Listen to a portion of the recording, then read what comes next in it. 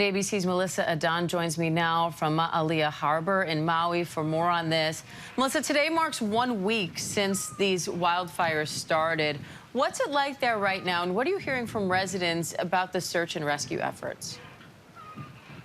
Diane, it's an impressive mark to think that exactly a week ago, folks were waking up here in Maui trying to see that they were going to have high winds.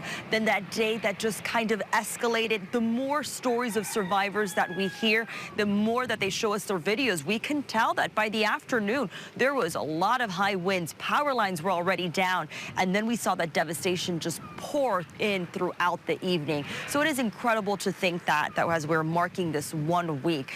The survivors, though, now have an incredibly long journey ahead.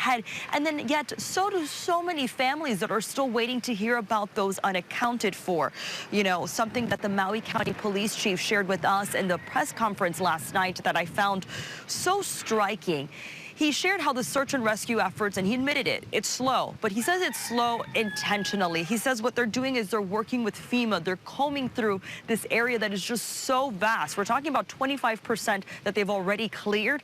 But then he said something to me I found so striking. He said, I want people to understand this is not a numbers game. So he's saying that he doesn't want people to just quickly ask, what's the new death toll? He doesn't want that to be like that. He says this is a personal thing. He goes, it's not just ash on your clothing when you take it off, it's our loved ones.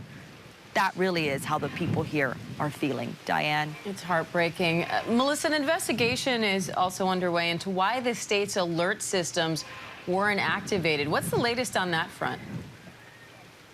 Definitely. So it's frustrating for residents here, right? They have the most comprehensive siren systems when it comes for tsunamis. We've gotten video of them. They're still standing. In fact, they were not impacted by these wildfires or these high winds.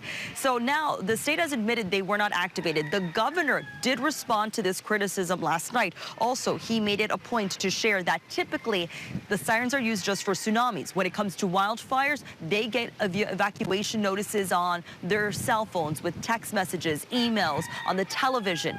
What's the issue here? The power was cut out, so all of this communication couldn't come in.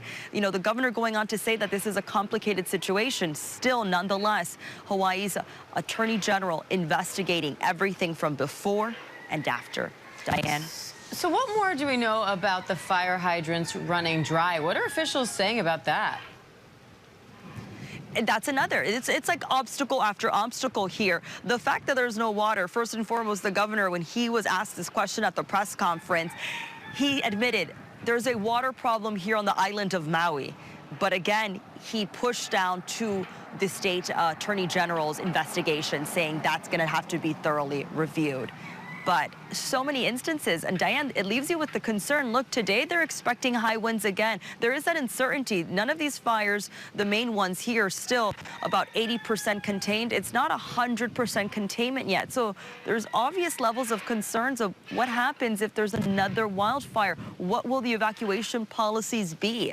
It's unnerving for the people here, and they deserve answers, Diane. All right. So, Melissa, what happens next? Really, next is going to be the hardest part, as we're expecting today to hear from essentially officials as they start to share the identifications of each of those victims. We're talking about 99 people ranging in ages.